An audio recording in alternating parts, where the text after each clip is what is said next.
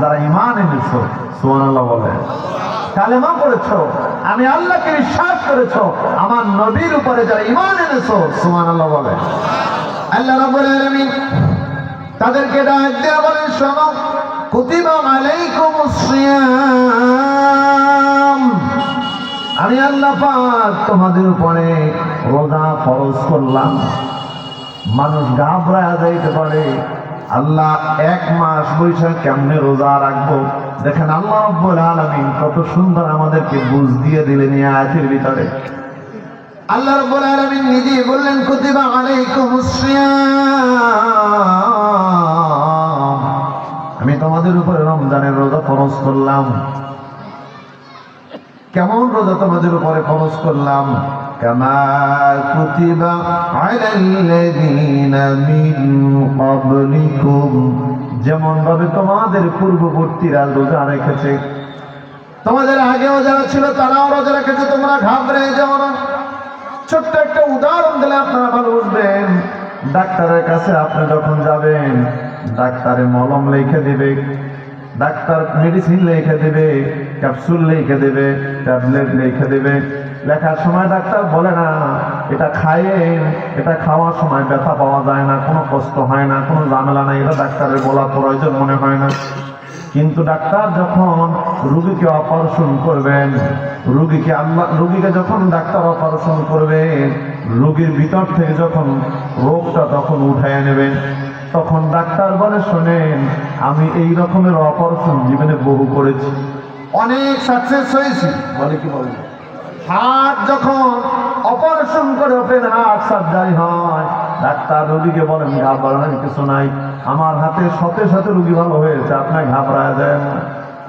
কারণ হলো আল্লাহ রাব্বুল আলামিন যখন রোজাটা একটু হার্ট, আল্লাহ পাক নামাজের সময় বললেন, না বান্দা নামাজ পড়িও, নামাজ তোমাদের পূর্ববর্তীরা যেমনে করছে বলা প্রয়োজন মনে করে নাই। যাকাত দিও, পূর্ববর্তীরা যেমনে দিছে তেমনি দিও বলা প্রয়োজন মনে করে নাই। হজ করিও, তোমাদের আগে যারা যেভাবে করেছে তেমনি করি আল্লাহ বলা প্রয়োজন মনে করে নাই। যখনই আল্লাহ রোজার কথা বললেন, আল্লাহ পাক বললেন, কামা কুতিবা আলাল্লাযীনা মিন ক্বাবলিকুম, বান্দা ভয় পেও না, তোমাদের পূর্ববর্তী যারা ছিল তারাও রোজা রেখেছে, অত্যদ্রুপ তোমরাও রোজা রাখো। নামাজ, যাকাত, হজ, এর থেকে রোজাটা একটু রাখা কষ্ট কিনা? দিনে সারাদিন না খেয়ে থাকতে হয়। এজন্য আল্লাহ পাক বললেন, কষ্টের কিছু নাই, ঘাবড়ে যেও না, তোমাদের পূর্ববর্তী যারা ছিল তারা যেভাবে রেখেছে তোমরাও রাখিও। জোরে বলেন না সুবহানাল্লাহ। সম্মানিত হাজিরিন, সব কথা বলে আল্লাহ রাব্বুল আলামিন তার আলোচনার ধরন তিনি চেঞ্জ করে ফেললেন। আল্লাহ পাক বললেন, লাআল্লাকুম তাত্তাকুন। আল্লাহু আকবার বলেন। আল্লাহ রাব্বুল আলামিন বলে, শোনো, রমজানের রোজা এই জন্যই তোমাদের উপর আমি ফরজ করলাম, লাআল্লাকুম তাত্তাকুন, যাতে করে তোমরা মুত্তাকিন হতে পারো। সুবহানাল্লাহ। তার মানে রোজা আল্লাহ পাক আমাদের উপরে ফরজ করার তার উদ্দেশ্য হলো তার বান্দাদেরকে মুত্তাকিন বানানো। ঠিক কিনা বলে? আরো জোরে বলেন, আরো জোরে বলেন। কারণ হলো সব ইবাদত মানুষ দেখে, কিন্তু রমজানের রোজার ইবাদত দেখে মানুষ। ভাইরা আমার, এই আয়াতের আলোচনা করতে যাইয়া, মুফাসসিরগণ তাফসীর করতে যাইয়া আলী রাদিয়াল্লাহু তাআলা আনহুর ছোট্ট একটা হাদিস তারা এনেছেন, যে মুত্তাকিনদের কথা বলছেন, তাকওয়া অবলম্বন করার কথা বলছেন। আসলে মূলত তাকওয়া অবলম্বন করতে কি লাগে? আলী রাদিয়াল্লাহু তাআলা আনহু বলতেন, পৃথিবীর মানুষ শোনো, তুমি যদি মুত্তাকিন হতে যাও, তাকওয়া অবলম্বন করতে চাও, আল্লাহ যে মুত্তাকিনদের কথা বলছে মুত্তাকিন হতে যাও, মুত্তাকিন হতে হইলে তোমার 4টা গুণ দরকার। কয়টা? ভালো করে বোঝার চেষ্টা করেন, মনোযোগ দিয়া। আল্লাহ রাব্বুল আলামিন কোরআনের শুরুতে বললেন, হুদাল লিল মুত্তাকিন। রমজানের রোজা ফরজ করে বললেন, লাআল্লাকুম তাত্তাকুন। এই মুত্তাকিন আল্লাহ পাক আমাদেরকে কেন করতে চান? উদ্দেশ্য আল্লাহর আছে না নাই?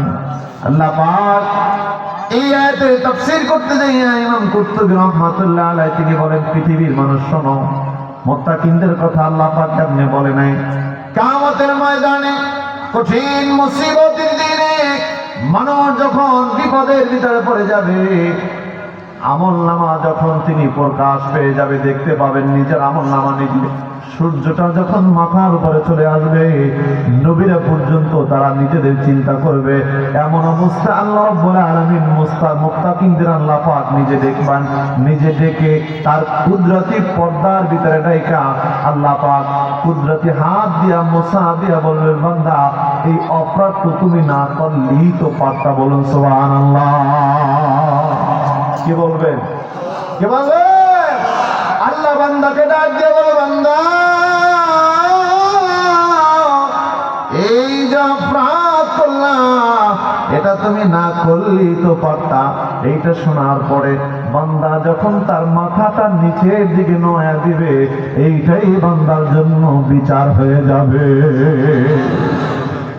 আমি আপনাদেরকে আর একটা প্রশ্ন করতে চাই বাবা, ফেরেশতাদের বাড়ি খাইয়া জাহান্নামে কইরা রোদ্রে কইরা জান্নাতে যাওয়া ভালো না আল্লাহ তাআলার কুদরতি হাতে মোস্তান দিয়া জান্নাতে যাওয়া ভালো? কোনটা কোনটা? এক না দুই? এক না দুই? সম্মানিত হাজিরিন, এজন্য আলী রাদিয়াল্লাহু তাআলা আনহু বলেন, পৃথিবীর মানুষ শোনো, তোমরা যদি মুত্তাকিন হতে চাও, আল্লাহ তাআলার কুদরতি পর্দার ভিতরে যদি ঢুকতে চাও, আল্লাহ রাব্বুল আলামিন গোপনে জান্নাতে পাঠিয়ে দেবেন। এই কাতারে যদি থাকতে চাও, তোমাদের তাকওয়া অবলম্বন করতে হবে। তাকওয়া অবলম্বন করতে হলে 4টা গুণ প্রয়োজন হবে। তার ভিতরে 1 নাম্বার গুণ হলো আল খাউফু আনিল জলিল। বাবাজিরা, সাইয়েদনা আলী রাদিয়াল্লাহু তাআলা আনহু বলে, পৃথিবীর মানুষ শোনো, মুত্তাকিন যদি তোমরা হতে চাও, মুত্তাকিন হতে চাইলে তোমাদের 1 নাম্বার গুণ হলো আল খাউফ আনিল জলিল, আমার আল্লাহকে ভয় করতে হবে। ভয় করব কাকে? আরো জোরে বলেন। আপনারা কারে ভয় করেন? আমি এখন একটা আপনাদেরকে প্রশ্ন করি, আপনাদের প্রশ্নের জবাব আমি দিয়ে দিই। আল্লাহরে ভয় করলে পরে ওই বান্দা নামাজ ছেড়ে দিতে পারে, আল্লাহকে ভয় করলে ওই বান্দা রোজা ছেড়ে দিতে পারে, আল্লাহকে ভয় করলে রমজান মাস আসলে গুড়ের দাম বাড়াইতে পারে, আল্লাহকে ভয় করলে ওই বান্দা চিনির দাম রমজান মাস আসলেই বাড়াইতে পারে। রমজান মাস সবে বরাতের পরপর চিনি গুদামজাত করতে পারেনি, ওই নিয়ে এইতে যাতে করে রমজানের দাম বাড়বে, বেশি ব্যবসা করবো। কথা কয় না? ওই ব্যক্তি আল্লাহর ভয় করে, ব্যবসা করে, কিন্তু টার্গেট রমজান আসলে বুটের দাম কিনবো 90, বেচবো 130। এরকম দোকানদার আপনাদের এলাকায়, আপনাদের শহরে নাই? জুতা কিনা আগেই রাখে, ঈদে বাড়ায়া বেচবো। যখন ক্রেতা আসে বলে, ভাইজান এইটা আমার কেনা মাত্র 150 টাকা বা 200 টাকায়, আপনার দ্বারে 200ই রাখলাম, কিন্তু আসলে কেনা ওটা 50 টাকায়। এই রকমের দোকানদার আছে না? না, আপনাদের এদিকেও আছে ভাইরা। তাইলে পরে এরা মুত্তাকিন হবে? সম্ভব? মুত্তাকিন যদি হতে হয়, আল্লাহকে যদি কেউ ভয় করে, বিবিরে পর্দার বাইরে বাড়ি করতে পারে, ধান কাটার লাগিয়া, ধান রোদ দেওয়ার জন্য, ঈদের মার্কেট করার জন্য, বাজার করার জন্য বিবি সাহেবাকে কি ঘরের বাইরে বের করা যায়?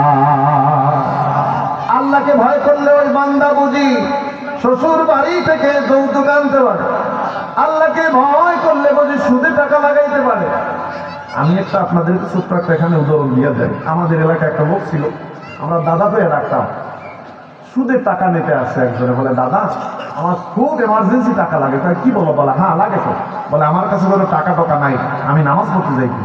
আমি কি টাকা এমনি নেবে? 1 সপ্তাহ পর আপনার 5,000 টাকা, আমি তো 200 টাকা বেশি দিই।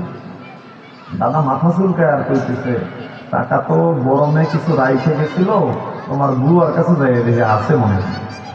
কি এই রকমের টাকাওয়ালা মানুষ আপনাদের এলাকায় আসেনি বাবা? এরা বুঝি মুত্তাকিন? টাকা দেওয়া হয়ে যাওয়ার পর তাড়াতাড়ি নামাজ পড়তে যাবো, তাড়াতাড়ি যাও, তাড়াতাড়ি যাও। এরা কি মুত্তাকিন হবে? এই যুবক তোমাদেরকে বলি, মুত্তাকিন হলে পরে ওই যুবক তুমি সিগারেট খেতে পারবো না, যুবক তুমি নামাজ ছেড়ে দিতে পারবা না। এখন যে জায়গায় যাই সে জায়গায় একটা অবজেকশন, একটা শুধু মুরব্বীরা নসিহত করতে বলে, হুজুর মা বাবার সাথে দুর্ব্যবহার করে সন্তান কথা শোনে না। আসেনি? আসেনি? বাবা মা বাবার সাথে দুর্ব্যবহার করে মুত্তাকিন হওয়া যায়? আরো যারা বলেন যায়। আল্লাহকে ভয় করলে মা বাবার সাথে দুর্ব্যবহার করার কোনো সুযোগ নাই। আসেনি? আমি সৌদি আরবের আর রিয়াদ পত্রিকা থেকে একটা সংবাদ আপনাদের কাছে শোনাই। সৌদি আরবে একটা পত্রিকা প্রকাশিত হয়, পত্রিকার নাম হলো আর রিয়াদ পত্রিকা। একজন বিচারপতি তিনি সাক্ষাৎকার দিতে যায় বারবার পেরেছেন। বিচারপতি তিনি সাংবাদিকদেরকে ডাকলেন, ডেকে তিনি বললেন, শোনো, আমি আমার এই 70 বছরের জীবনে আমি যতগুলা আমি বিচার করেছি, 60-65 বছর জীবনের ভিতরে যতগুলো বিচার করেছি, আমি কোন বিচারেই আমার চোখ থেকে পানি পড়ে নাই। আমার হাতে আমি নিজে ফাঁসি লিখেছি, কত বিচার আমি করেছি, কিন্তু আমার কোনোদিন আমার চোখ থেকে পানি পড়ে নাই। কিন্তু একটা বিচার করতে যাই একবার নয়, বারবার নয়, কলম যতবার ধরেছি ততবার আমার চোখ থেকে পানি পড়েছে। 10 মিনিটের মানুষ মনোযোগ দিয়ে কথাটা শুনেন। বিচারক বলতেছে, ছোট ভাই বড় ভাইয়ের বিরুদ্ধে মামলা দায়ের করছে। কি মামলা? আপনারাও ভাই ভাই মামলা দায়ের করেন, কি করেন? আছে না নাই? জায়গা জমি নিয়ে নানান রকমের সমস্যা আমাদের ভিতরে আছে। তেমনি ছোট ভাই বড় ভাইয়ের বিরুদ্ধে মামলা দায়ের করছে। মামলাটা হলো কি? মাননীয় আদালত, আমি এখন বড় হয়ে গেছি, উপযুক্ত হয়ে গেছি, কিন্তু আমার বড় ভাই আমার মায়ের খেজমত করতে দেয় না। মাননীয় আদালত, আমার এখন অনেক টাকা পয়সা, কিন্তু আমার বুড়া মার খেজমত শুধু আমার বড় ভাই করে, আমারে করতে দেয় না। বড় ভাইয়ের কাছে জাস্টিস প্রশ্ন করলেন, কিরে বড় ভাই, ছোট ভাই আপনার মায়ের খেজমত করতে চাই, কেন আপনি সুযোগ দেন না? বলতে দেরি বড় ভাইয়ের চোখ বেয়ে অঝার ধরে পানি পড়া শুরু হয়ে গেল। আর বলতে লাগলো, বিচার উত্তর পরে দেব, তার আগে কিছু চিত্র আমি কিছু চিত্র আপনার সামনে আমি তুলে ধরতে চাই। বড় ভাই বলা শুরু করলো, মাননীয় বিচারক শোনে, কেমন করে আমার মাকে আমি আমার কাছ থেকে আর একজনের কাছে দেব? আমি যখন পৃথিবীর বুকে আসব, পৃথিবীর বুকে আসার আগে আগে আমার মাকে যখন ডাক্তারের কাছে নিয়ে যাওয়া হলো, ডাক্তার সবাইকে ডাক দিয়ে বললেন, শোনো, তোমাদের যে নবগত নাতি আসতেছে আর পুত্রবধূ, এই 2 জন আমি বাঁচাইতে, একজন বাঁচাইতে পারবো, 2 জনকে বাঁচাইতে পারবো না। এমন ঘটনা আমাদের বেলায় অনেক সময় হয়, কি হয় না? ডাক্তার বলে, শোনো, 2 জনের একজনকে তোমাদের বেছে নিতে হবে। দাদির কাছে প্রশ্ন করলেন, দাদি গো, একজন চাই, কাকে আপনি ডিসাইড করবেন? দাদি বললেন, শোনো, আমার যদি পুত্রবধূ বেঁচে থাকে, ওরকমের বহু নাতি পাওয়া যাবে, আমার পুত্রবধূকে আপনি সেভ করেন। নানির কাছে গেছে, নানি আপনি কাকে সেভ করবেন? বলে, আমার মেয়ে যদি বেঁচে থাকে, ওরকমের অনেক নাতির আমি মুখ দেখতে পাবো।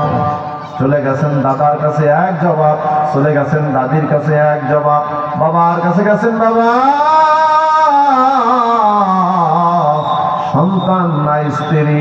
বাবাও বললেন, আমার স্ত্রী বেঁচে থাকলে ওরকমের অনেক সন্তান আল্লাহ আমাকে দেখার সুযোগ করে দেবে। সন্তান বলে, ডাক্তার আমার দাদি আমার বৃদ্ধে চলে গেল, আমার নানি আমার বৃদ্ধে চলে গেল, আমার বাবা আমার বৃদ্ধে চলে গেল। ডাক্তার যাইয়া যখন মার কাছে প্রশ্ন করলেন, ও মা, সবাই তো আপনার সন্তানের বিরুদ্ধে চলে গেল, হয়তো আপনি না আপনার সন্তান, আপনি কার পক্ষ নেবেন? দুঃখিনী মা বলে আমি অনেক হায়াত পেয়েছি, আমার পৃথিবীটা দেখা হয়ে গেছে, আমার সমস্ত হায়াত গুলা আমি আমার সন্তানকে দান করে দিলাম। ও আমার কলিজার উপর দিয়ে তুমি ছুরি চালাও, আমি দুনিয়া থেকে বিদায় হয়ে গেলে আমার কোনো আফসোস নাই, কিন্তু আমার যে সন্তানটাকে 10 মাস 10 দিন গর্ভে ধারণ করেছি, আমার এই সন্তানের উপরে তুমি ছুরি চালাবে না। ও গো মা, তুমি এই ধরনের শ্রেষ্ঠ নিয়ামত, তোমারই পদ তলে রয়েছে জান্নাত। বলেন গো মা, তুমি এই ধরনের শ্রেষ্ঠ নিয়ামত, তোমারই পদ তলে রয়েছে জান্নাত। ঠিক না বলে যুবক ভাইরা, প্রত্যেকটা মা এই রকমের কষ্ট করে সন্তান পৃথিবীর বুকে আনে। ডাক্তার বলে, শোনো পৃথিবীর মানুষ, মা যখন সন্তান দুনিয়ায় ভূমিষ্ঠ করেন, তখন এক একটা ধাক্কায় কত পরিমাণ ব্যথা, 52টা হাড্ডি যদি একসাথে ভেঙে যায়, এক একটা ধাক্কায় ওই পরিমাণ ব্যথা পাওয়া যায়। এই জন্য যা করে না করে মা বাবার মনে কষ্ট দিয়া আল্লাহর ওলি হওয়া যায় না, মা বাবার মনে কষ্ট দিয়া ইমানদার হওয়া যায় না, মা বাবার মনে কষ্ট দিয়া মুমিনদের কাতারে আপনি পরিপূর্ণ মুমিনদের কাতারে নাম লেখাইতে পারবেন না, মা বাবার মনে কষ্ট দিয়া ইমানদার হিসেবে আপনার মৃত্যু নসিব হবে না, মা বাবার মনে কষ্ট দিয়া মুত্তাকিন হওয়া যায় না।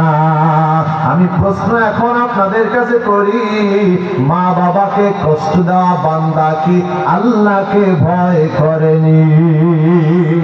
করে করে করে। এই জন্য বাবা যা করেন আর না করেন, মুত্তাকিন যদি হতে চান, মা বাবার জীবনে কষ্ট দেওয়া যাবে না।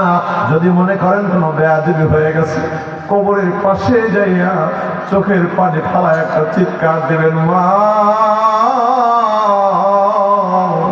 জীবনে যত ভুল করেছি মারে মাফ করে দাও।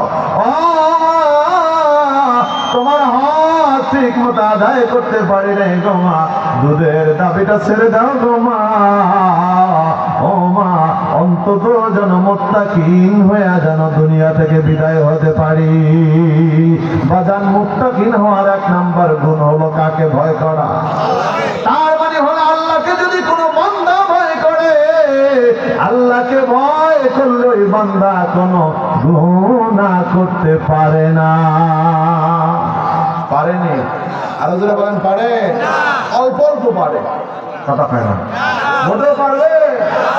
হাদিসের ভিতরে আসছে, শোনেন, আল্লাহর হাবিব বলছেন, সমসাময়িক সময় যদি 2টা জিনিস ঘটে যায়, একজন শাহাদাত বরণ করছে আর একজন জালিমের জেলের ভিতরে আটকা পড়েছে, তাকে যদি গুনাহ করতে দেওয়া হয়, ওই সময় যদি কেউ শাহাদাত বরণ করে, যদি ওই গুনাহ না করে বান্দা যদি নিজেকে সেফ রাখতে পারে, আর যদি বান্দা যদি শাহাদাত বরণ করে, ওই শহীদের থেকে গুনাহ না করনেওয়ালা বান্দা জান্নাতের মর্যাদা বেশি পেয়ে যাবে। আমার নবী বলেন, শোনো, 3 যুবক এক মায়ের পেটে জন্মগ্রহণ করেছে। 3 যুবক, তারা এক আল্লাহকে বিশ্বাস করেছে। ওই সময় একজন জালিম বাদশা ছিলেন। জালিম বাদশা বলতেছে, শোনো, আমাকে পূর্ব হিসাবে মানতে হবে। 3 ভাই বললেন, না, তোমাকে পূর্ব হিসাবে আমরা মানতে পারবো না, জীবন দিয়ে দিব, কিন্তু তোমাকে পূর্ব হিসাবে মানতে আমরা রাজি না। কি এরকম কিছু মানুষ আছে কিনা? জীবন যাবে, জৈবন যাবে, গুনাহ করতে রাজি না। বাদশাহ বললেন, শোনো, তোমরা যদি বাড়ি চাও তোমাদেরকে বাড়ি দেওয়া হবে, তোমরা গাড়ি চাও তোমাদেরকে গাড়ি দেওয়া হবে। বলে গাড়িও লাগবে না, বাড়িও লাগবে না, কিচ্ছু লাগবে না। বলে 1 মাস সময় দিলাম। বলেন দেন। 1 মাস সময়ের পরে জেলের ভিতর থেকে বের করে জিজ্ঞাসা করতেছে, তোমাদের সিদ্ধান্ত কি? বলে এক আল্লাহকে মানি। সুবহানাল্লাহ বলেন। বাদশার মেজাজ খারাপ হয়ে গেল। কি রে, 1 মাসের ভিতরে তোমরা পরিবর্তন হলা না? বলে হব কেমন করে? রক্তে মাংসে একজন মিশে গেছেন, তিনি কে? আরো জোরে বলে, আরো জোরে। একজনকে বিশ্বাস করি, একজনকে ভালোবাসি, তিনি হলেন আল্লাহ। এই কথা বলার পরে বাদশার মেজাজ খারাপ হয়ে গেছে। 7 দিন তৈল গরম করছে। বলেন একটা মানুষ মারার জন্য তৈল গরম করা লাগে কয়দিন? 1 ঘন্টা, আধা ঘন্টা গরম করলে ওর উপরে মানুষ চাইরাদের টিকবেনি বাবা। 7 দিন তৈল গরম করে ওই তৈলের ভিতরে 3 যুবককে তৈলের সামনে নিয়ে হাজির করলেন। বড় ভাইকে বললেন, শোনো, হয়তো তৈল না আমি তৈলের ভিতরে পড়বা, নাইলে আমাকে গুরু হিসাবে মেনে নেবা। দেখেন কত সুন্দর কথা বললেন। ইন্নী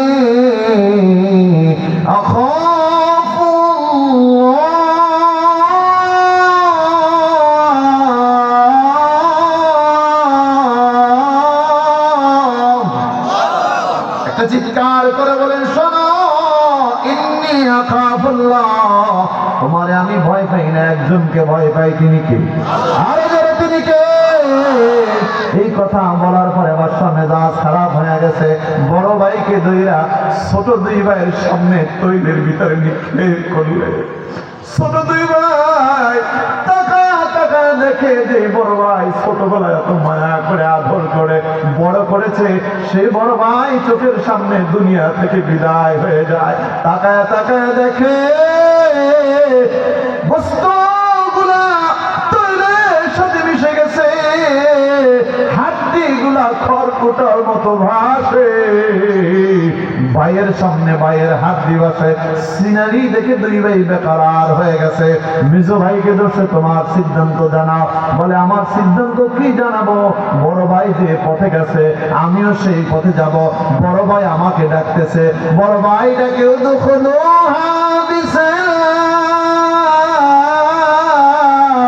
আমার বড় ভাই ডাকে, ভাই রে অন্য কোন পথে যাস না, আমার এই পথটাই হলো শান্তির পথ। জবান খুলে বলেন সুবহানাল্লাহ। রেওয়াজের ভিতরে আসছে, হাড্ডি গুড়া থেকে আওয়াজ আসছে, একাধিক আওয়াজে, উদখুলুহা বিসালাম, আয় শান্তির ভিতরে আয়। এটা কোনো তৈল না, এটা কোনো আযাব না, এইটা হলো জান্নাতে যাওয়ার রাস্তা। ভাইরা, 2 ভাইকে তৈলের ভিতরে নিক্ষেপ করা হলো। বাকি আছে ছোট 1 ভাই। একজন পাদ্রী এসে বলতেছে, রাজা মহোদয়, সবাই তৈলের ভিতরে নিক্ষেপ করেন, সবাই দেখতেছে, হাজার হাজার লক্ষ লক্ষ মানুষ মনে করবে তৈলের ভিতরে শান্তি, সবাই কিন্তু ঝাঁপ দিবে। কি করা যায়? বলে ছোট যুবকটারে দিয়া যদি কিছু গুনাহ করানো যায়। কেমনে করাবা? আমার একটা মেয়ে আছে, যুবতী মেয়ে, 1 রুমের ভিতরে 40 দিন থাকলে গুনাহ না করে আর পারবে না। 40 দিন একটা রুমের ভিতরে তাদেরকে আটকে রাখলেন। মেয়ে অর্ধ উলঙ্গ হয়ে যুবকের সামনে যা দাঁড়াইছে। যুবক রে, দেখ আল্লাহ আমারে কত সুন্দর, তোর আল্লাহ আমারে কত সুন্দর জৈবন দিচ্ছে, একটু দেখ না, তুই মনের মতো করে ভোগ কর। যুবক মাথাটা নিচের দিকে দিয়া একটা চিৎকার করে বলে, আর কান্দে আর বলে, ও যুবতী মেয়ে, আল্লাহ আমার চোখ 2টা তোমাকে দেখার জন্য দেয় নাই, এই চোখ দিয়া আমি আমার আল্লাহকে দেখব। এই চোখ তোমাকে দেখার জন্য না, এই চোখ দিয়ে আমি আমার আল্লাহকে দেখব। আল্লাহকে যেই চোখ দিয়া দেখবো, ওই চোখ যুবক আমি অপবিত্র করতে পারি না। মেয়েটি খাবার নিয়ে যুবকের সামনে হাজির হয়ে যায়। যুবক বলে আমি তোমার কোনো খাবার খাবো না। মেয়েটি প্রশ্ন করে কে কোন কোথা থেকে খাবার পাবে? বলে আমি যে আল্লাহকে বিশ্বাস করি, আল্লাহকে ভালোবাসি, আল্লাহকে ডরি, ওই আল্লাহ আমার জন্য জান্নাত থেকে খাবারের ব্যবস্থা করবে। 40 দিন হয়ে গেল, মেয়েটার বাবা এসে হাজির হয়ে গেল। ও মা, 40 দিনের ভিতরে কি কি গুনাহ করাইতে পারলে? মেয়েটা চোখের পানি ছেড়ে দিছে। বাবা, কোনো গুনাহ তো করাইতে পারি নাই, কিন্তু আমার একটা জিনিস মনে থাকে, ওই যুবক যে আমি যখন খাবার নিয়ে যাই, যুবক বলে আমি খাবার খাবো না। আমি যখন সৌন্দর্য নিয়ে যাই, যুবক বলে আমাকে দেখবে না, সে আল্লাহকে দেখবে। বাবা রে, ওই যুবক যে আল্লাহরে দেখতে চায়, ওর দলে যায় আমিও ওই আল্লাহকে দেখতে চাই না।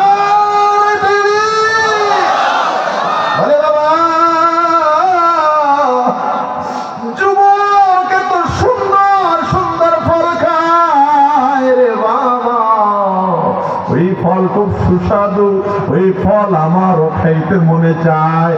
কি করা যায়? বলে আমাদেরকে এখান থেকে বের করে দাও। সুবহানাল্লাহ বলে। বাবা, মেয়ের প্রতি মায়া আছে না? বাবা মেয়েকে বললে দাঁড়া, আমি ব্যবস্থা করতেছি। মেয়ের মায়ায় বাদশার কাছে চলে গেলেন। বাদশা, যুবক গুনাহ কেমনি কি করবে? 2 ভাই চোখের সামনে মারা গেছে, তৈলের ভিতরে ভাসছে, ওর মাথায় গুনাহ করার কোনো সেন্স নাই। কি করা যায়? বলে তাড়াতাড়ি চিকিৎসা করার জন্য বাইরে বের করা দরকার, তাই বের কর। সুবহানাল্লাহ বলে।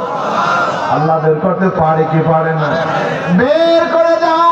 বের করে দিলে সীমানার বাইরে যাইয়া যুবক আমার আল্লাহ তাআলার কদমে শুকরানা সিজদা মেরে দিলেন। সিজদার ভিতরে পড়ে গেলেন। সিজদায় যাইয়া কান্দে আর বলে আল্লাহ,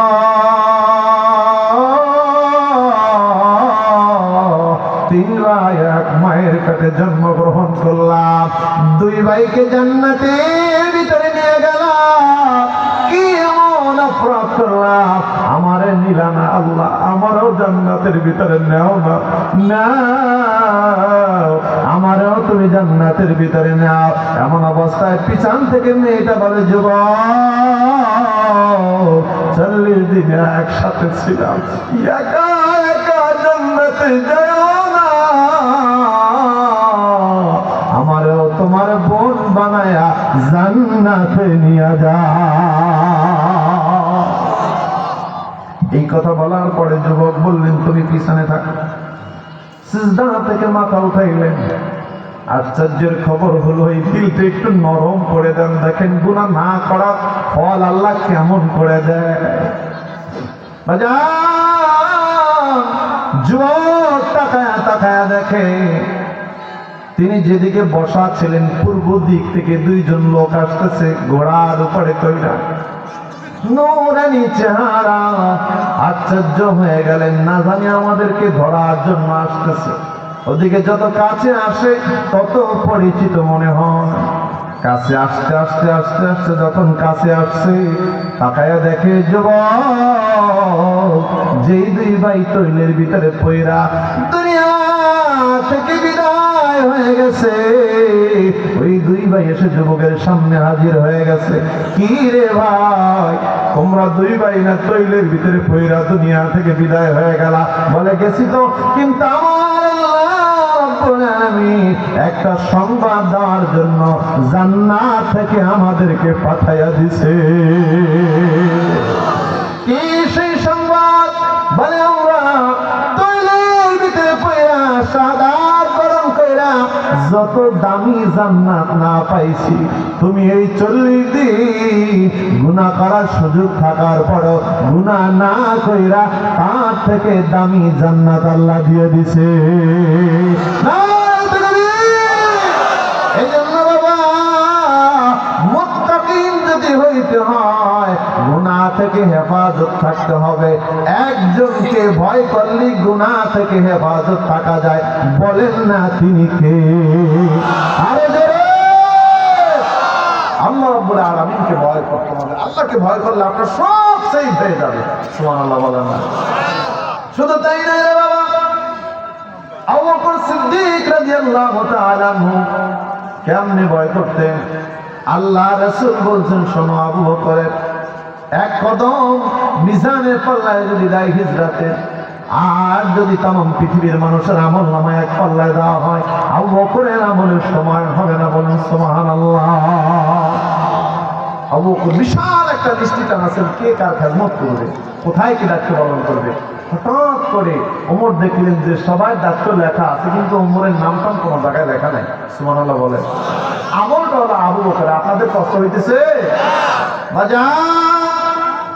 আবু বকর এই নাম অনুযায়ী, ঠিকানা অনুযায়ী চলে গেলে, যা ডাক দিলেন, বুড়িমান আমার আসছে, তোমার কিছু খেদমত করতে চাই। বুড়িমা ডাক দেয়া বলে, আবু বকর ওমর রে, আমার এই কাজগুলো এক আল্লাহর বান্দা কিছুক্ষণ আগেই করে গেছে। বলুন সুবহানাল্লাহ। আবার পরের দিন চলে গেছে ফজরের নামাজের আগে, এক দফা বলুন আমার কাজ এক আল্লাহর বান্দায় করে গেছে। আবার চলে গেছেন তাহাজ্জুদের সময়, এক জবাব ওমর আমার এই কাজগুলো এক আল্লাহর বান্দায় করে গেছে। ওমরের মেজাজ খারাপ হয়ে গেছে, বারবার আসি আর কাজ করে কে? আমি আর কাজ করতে আসবো না, কে করে ওই লোক ধরতে আসবো। সুবহানাল্লাহ বলেন না? আমার এশার নামাজ আদায় করে বুড়িমার দরজার সামনে বসলেন, কে আসে আমি আজকে দেখবো। রাত্র যখন গভীর হয়ে গেল, দেখে একজন বুড়া মানুষ ছোট পা দিয়া দিয়া বুড়িমার বাড়ির সামনে এসে হাজির হয়ে গেলেন। আমার সিনা টান টান করে তিনি দাঁড়িয়ে গেলেন, ধরবেন কে কাজ করে তারে ধরতে হবে। কিন্তু যখন এই লোকটার সামনে দাঁড়ালে, সিনা টান তো দূরের কথা, বাঁকা হয়ে গেলেন, চোখ থেকে পানি ছেড়ে দিলেন। সারাদিন আপনি বাইতুল মালে কত কষ্ট করেন, কত কষ্ট করেন। আবু বকর আপনার বুঝি এই কাজ করার জন্য আশা লাগে। দেখেন কি জবাব দেয়। আবু বকর বলে, আমার জীবনে এমন কোন আমল দেখি না যে আমলটা মিজানের পাল্লায় দেওয়া যায়। আমার বড় ভয় লাগে, না জানি আমি আল্লাহর আদালতে ধরা খেয়ে যাই।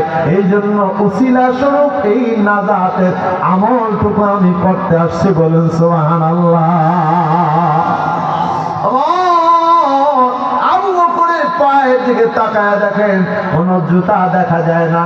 কিরে আবু বকর, এই মদিনার পাথরের পথের ভিতরে জুতা ছাড়া কেমনে হাঁটেন কাতার শহরে? আবু বকর চোখের পানি ছেড়ে দিয়া বলে, ওমর রে, কেমনে হাঁটবো? আমার জুতার শব্দ যদি কারো ঘুম ভেঙে যায়, আল্লাহ যদি ডাক দিয়া বলে কিয়ামতের ময়দানে, আবু বকর তোমারে খলিফা বানিয়েছিলাম, আর তুমি রাত্রে বেলায় বড় বড় শব্দ করে করে হাঁটছো, কেন হাঁটছো?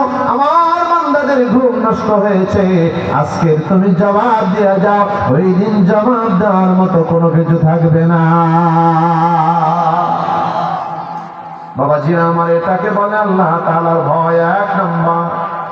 দুই নাম্বার হলো, আমি আপনাদের এক নম্বরে ব্রিফিংটা দিয়ে দিই। বলেন আবু বকর যেমনে ভয় করছে, যুবকরা যেমনে ভয় করছে, ওই ভয় বুঝে আমাদের করার দরকার নাই। বুঝে জবাব দিয়ে। রমজান আসছে, আপনি যদি চান যে না আমিও মুত্তাকিন হয়ে যাব, এই চিন্তা খেয়াল যদি আপনার ভিতরে থাকে, মুত্তাকিনদের সোহবত নেওয়া ছাড়া উপায় আছে না। কথা বলে, মুত্তাকিন আপনাদের বাজার, আউলিয়াপুর বাজারে মুদি দোকানে পাওয়া যায়, কসমেটিক্সের দোকানে পাওয়া যাবে। কথা কেন, কোথায় পাওয়া যাবে? মুত্তাকিনদের কাছে আসলে কেবলমাত্র মুত্তাকিন হওয়া যায়। কথা বলেন না কেন? আজকে আপনাদের এখানে যিনি আসছেন, হাদিয়ে বাঙ্গাল মুজাদ্দিদে জামান কুতুবুল আলম ছিলেন। বলেন সুবহানাল্লাহ। এই যখন তিনি এই উপমহাদেশে দাওয়াত দিয়েছেন কারামত আলী জনপুর রহমতুল্লাহ আলাইহি, তখন এই দেশে অন্য কোনো খানকা ছিল না। ছিল কি? কথা বলেন, ছিল? কারণ হলো সাইয়েদ আহমদ দেহলভী রহমতুল্লাহ আলাইহি তিনজন খলিফা, একজন হলো শাহ কারামাত আলী জনপুর রহমতুল্লাহ আলাই, নূর মোহাম্মদ নিজামপুরি রহমতুল্লাহ আলাই। নূর মোহাম্মদ নিজামপুরি থেকে আসছে সুবি ফতেহ লেওয়াইছি, সেখান থেকে আবু বকর সিদ্দিক আল কুরাইশি, সেখান থেকে সাসিনা দরবার শরীফ, আর এইখান থেকে সরাসরি খলিফা হলো শাহ কারামাত আলী জনপুরি রহমতুল্লাহ আলাই। জোরে বলেন না সুবহানাল্লাহ। তখন ওই সমসাময়িক এই উপমহাদেশে ইসলামের দাওয়াত দেওয়ার মতো খানকা কোনো ছিল না। শাহ কারামাত আলী জনপুরি রহমতুল্লাহ আলাইহির হাতে 2 কোটির কাছাকাছি মানুষ কালেমা পড়ে মুসলমান হয়ে গেছে। আরো জোরে বলেন, আরো জোরে বলেন। সেই কারামাত আলী জনপুরি রহমতুল্লাহ আলাইহির উত্তরসূরি আসছে, কি তাদের খেদমত নেওয়া দরকার আছে না? সোহবত নেওয়া দরকার আছে না? দোয়া নেওয়া দরকার আছে না? শুধু তাই তিনি কারামাত আলী জনপুরি রহমতুল্লাহ আলাইহি তাদের ভিতরে আসছে 3 যুগ, 3 বারণ কত, 36 বছর তিনি মুজাদ্দিদে জামান ছিলেন। তোরা বলেন না সুবহানাল্লাহ। এক এক যুগে আল্লাহ রাব্বুল আলামিন এক একজনকে মুজাদ্দিদ বানায় দেন, কুতুবুল আলম বানায় দেন। সুবহানাল্লাহ বলেন। তার ভিতরে শাহ কারামাত আলী জনপুরি রহমতুল্লাহ আলাইহি ছিলেন, 3 যুগ ছিলেন। সুবহানাল্লাহ বলেন। শাহ কারামাত আলী জনপুরি রহমতুল্লাহ আলাইহি সুযোগ্য উত্তরসূরি আওলাদ রাসূল আসছে, কি আমাদের সোহবত নেওয়া দরকার আছে না? এই আল্লাহর ওলিদের কাছে আসলে পথ হারা মানুষ পথের দিশা পায়। কথা বলে না কেন? এদেশের মানুষের মাথায় টুপি ছিল না, মানুষ টিকলি ছিল, নামের আগে সিবি লেখা ছিল, মুহাম্মদ ছিল না। কথা বলে না কেন? রাষ্ট্রীয় ধর্ম আল্লাহর প্রতি বিশ্বাস এবং আস্থা ছিল না। এটা আমাদের এই উপমহাদেশের সাসিনা দরবার এবং অন্যান্য আউলিয়া কেরাম এই জনপুরি দরবারের অবদান আছে না নাই? আসতে কইলেন অবদান আছে না নাই? এখন যাদেরকে দেখেন আসলে তাদের ওই রকম অবদান, তাদের মূলত এই দেশ আবাদ করেছেন আউলিয়া কেরাম। কথা বলেন ঠিক কিনা? চোর ডাকাত বদমাশ গুন্ডা সবাই এসে এদের হাতে হাত দিয়া মুসলমান হয়ে গেছে। সুবহানাল্লাহ বলেন। ছোট্ট একটা কথা বলবো, কষ্ট পাইবেন বলবো। কারামাত আলী জনপুরি রহমতুল্লাহ আলাইহির কাছে এক ডাকাত আসছে, ওনার ভিতরে এমন কোন বদ খাসলাত নাই যে নাই। কথা বুঝলেন নাই? মানে একবারে খারাপের খারাপ আছে না? ওই লোক এক হইতেছে, হুজুর আমি আপনার হাতে বায়াত গ্রহণ করবো, আমার একটা নসিহত করে দেন। বাজান হাজি বাঙ্গাল শাহ কারামাত আলী জনপুরি রহমতুল্লাহ আলাইহি তিনি 10টা নসিহত করলেন। বাবা মিথ্যা বলবেন না, নামাজ পড়বেন, মানুষকে কষ্ট দিবেন না, সুদ খাবেন না, মানুষের হক নষ্ট করবেন না, এরকমের 10টা নসিহত করলেন। কয়টা? আরো জোরে। 10টা নসিহত করার পরে ডাকাত কি একসাথে ভালো হয়? কথা বলেন। 10টা নসিহত করার পরে বলে, হুজুর আমি আপনার কাছে আসলাম, আপনি আমারে পাইয়াই সাথে সাথে 10টা নসিহত করে দিলেন। ও হুজুর আমার একটা দাবি, আমার দাবিটা মানতে হবে। সুবহানাল্লাহ বলে। বলে কি তোমার দাবি? বলে আমার দাবি হলো একটা, হুজুর আমি মদ খাই, মদ খাওয়া ছাড়তে পারবো না। হুজুর এটা তো ভালো কথা, তোমার মদ খাওয়া ছাড়া লাগবে না তো? শাহ কারামাত আলী জনপুরি রহমতুল্লাহ আলাইহি বলে তোমার মদ খাওয়া ছাড়ার দরকার নাই, তুমি মদ খাই আগে যদি গেলাস, আগে তুমি যদি বোতলে খাও, এখন তুমি গেলাসের ভিতরে খাও। আমি তোমারে বইলা দিলাম, কথাটা একটু কেমন মনে হইতেছে না? কিন্তু বলেন হুজুর, বলেন শোনো তুমি মদ খাবা, তোমাকে অনুমতিও দিয়ে দিলাম, কিন্তু বাবা রে আমার একটা ইজ্জত আছে না নাই? বলে হুজুর আছে তো, কিন্তু আমার সামনে তুমি কোনোদিন মদ খাইবা না। খাও খাও কোনো সমস্যা নেই, কিন্তু বাবা একটা আবদার, আমার ইজ্জত আমার সামনে কখনো খায় না। বলে হুজুর আমি চোর ডাকাত হইলে আমি ভালো মানুষ, আমি কখনো আপনার সামনে মদ খাবো না। সুবহানাল্লাহ বলেন। অদা বেশি বাজার দরবার থেকে চলে গেছেন বাড়ির ভিতরে। রাত্রে বেলায় যখন ঘুম আসছে চিন্তা করতেছি হুজুরের কাছে গেলাম, ঘুম আসে না। হুজুরের কিছু নসিহত করলো, সেইগুলো পালন করলেন। অনুমতি নিয়ে আসছে মদের, এটা তো অনুমতি লাইসেন্স প্রাপ্ত, একটু মদ খাই। বিবিরে বলেন বিবিরে বোতলটা দাও, আর হুজুরে গ্লাসে খাইতে গেছে, গ্লাসটা দাও। বোতল দিয়া গ্লাসের ভিতরে মদ ঢাললেন, মদ ঢালার পরে ওই যুবক, ওই মদখোর, ওই ডাকাত, ওই চোর যখন গ্লাসটা উঠাইয়া মুখের কাছে যখন নিলেন, তাকায়া দেখে সামনে শাহ কারামত আলী জুনপুরি রহমতুল্লাহ আলাইহি দাঁড়ানো। তাকায়া দেখে আল্লাহর ওলি হাজী, বোতলটা হাত থেকে থপ করে পড়ে গেল। ওই যে ওয়াদা করে আসছে, আবার আর একটা বোতলের ভিতরে ঢাললো, আর একটা গ্লাসে ঢাললো। না জানি আমার সাথে কিছু হয়ে গেল কিনা, ভুল দেখলাম কিনা। আবার যখন মুখের কাছে নিল, তাকায়া দেখে কারামত আলী জুনপুরি রহমতুল্লাহ আলাইহি সামনে দাঁড়ানো। ফজরের আজান হয়ে গেল, দৌড়ে হুজুরের বাড়িতে চলে গেছে।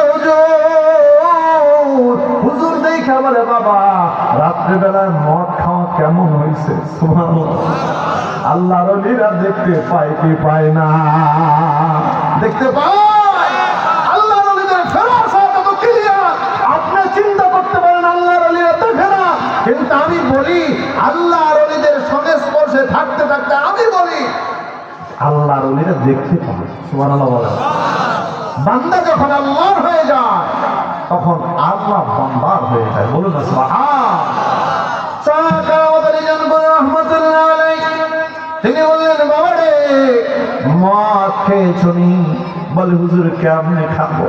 আমি যখন মদের গ্লাসটা সামনে নিলাম, আপনাকে আমি সামনে দেখতে পাইলাম। আপনাকে কোনোদিন আড়াল করাও যাবে না, আর আমি আর মদ খেতে চাই না। আমাকে কালেমা পড়েয়া তাওবা করাইয়া খাঁটি মুসলমান বানিয়ে দেন, পড়ে দেন লা ইলাহা ইল্লাল্লাহ মুহাম্মাদুর রাসূলুল্লাহ। একটু জিকির করেন লা ইলাহা।